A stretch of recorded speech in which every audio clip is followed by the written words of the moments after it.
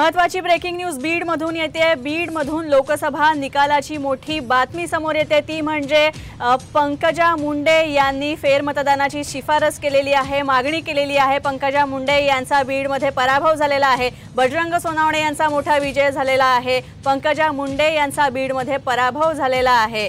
तसंच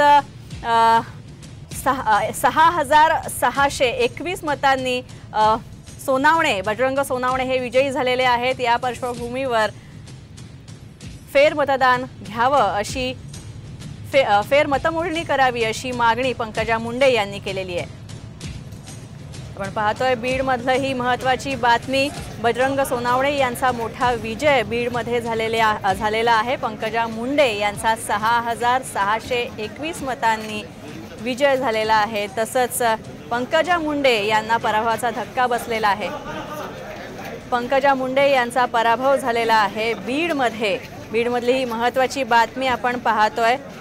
6621 मतांनी त्यांचा विजय झालेला आहे। बजरंग सोनावणे यांचा, मुंडे यांचा मात्र यात पराभव झालेला आहे।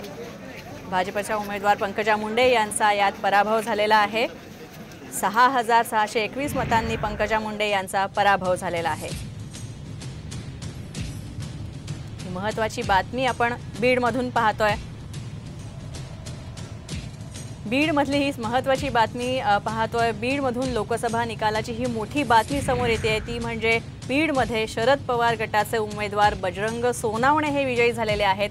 6621 मतांनी लीड घेत पंकजा मुंडे यांचा त्यांनी पराभव केलेला आहे।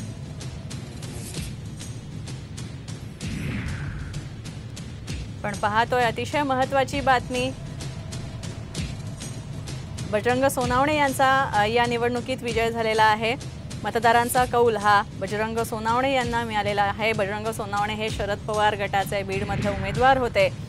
तसंच त्यांच्या विरोधात पंकजा मुंडे या भाजपतर्फे उमेदवार होता। अतिशय शेवटच्या क्षणाला पंकजा मुंडे यांना उमेदवारी जाहीर करण्यात आली होती, मात्र या निवडणुकीमध्ये मतदारांनी शरद पवार गटाच्या बजरंग सोनावणे यांना कल दिलेला आहे, त्यांना पसंती दिलेली आहे आणि पंकजा मुंडे यांचा बीडमध्ये पराभव झालेला आहे।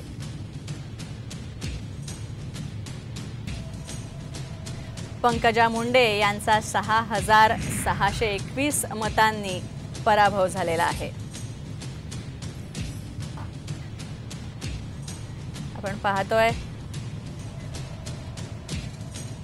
आपण पाहतोय पंकजा मुंडे यांचा 6621 मतांनी पराभव झालेला आहे। बजरंग सोनावणे यांचा मात्र, जे शरद पवार गटाचे उमेदवार होते बीडमधून, त्यांचा मात्र यात विजय झालेला आहे।